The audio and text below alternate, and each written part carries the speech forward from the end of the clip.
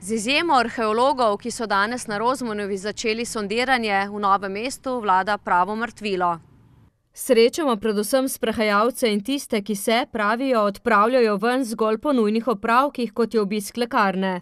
Zdaj sem še malo teh zadev za odpornost kupiti. Ste z družino doma? Ja. Oba delava od doma in to. Kako preživljate zdaj ta čas oziroma kako bo, kaj menite? Malo se igramo, večinoma se igramo. No. Zdaj, če imaš prostora, recimo, če imaš hišo ali kaj takega, pol je malo lažje. Stanovanje mogoče malo težje. Nujni opravek torej? Ja, tako je, nujno, ja. Drugače pa res pazite na to? Ja, vse smo doma. Kako pa je zdaj biti doma? Malo zoprno, malo tečno. Ampak tako pač je, ne? Ja, tako je. So tudi kakšni otroci, vnuki? So. Oni so zase, mi smo zase.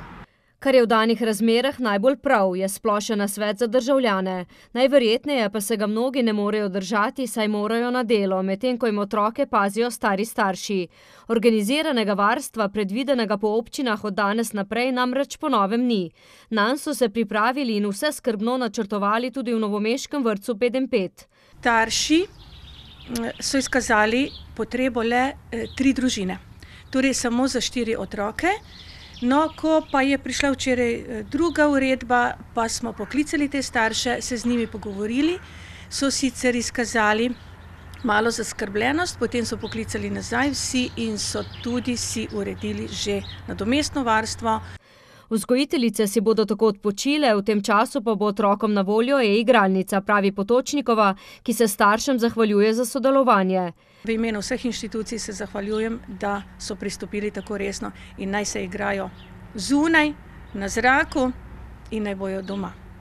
Pomemben je tudi podatek, da bodo starši za obdobje, ko imajo otroke doma, oproščeni plačila vrtca.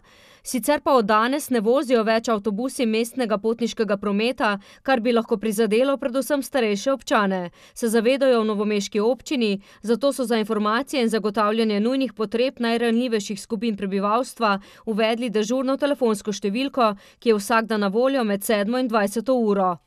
Kjer bomo zbirali vse potrebe naših občanov in občank in jih potem triažirali naprej oziroma mi koordinirali, kdo bo v tem sistemu katero nalogo opravil.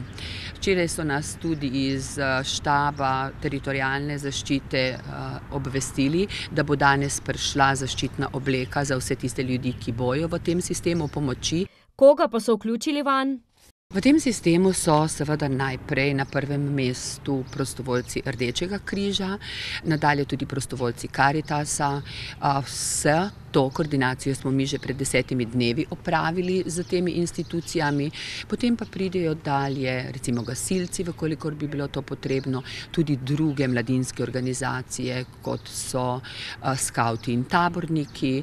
Navsezadnje smo tudi od društva DRPT dobili ponudbo, da lahko njihove prostovoljce pokličemo. Še naprej pa pozivajo občane k doslednemu upoštevanju navodil pri preprečevanju širjenja okužbe z novim koronavirusom.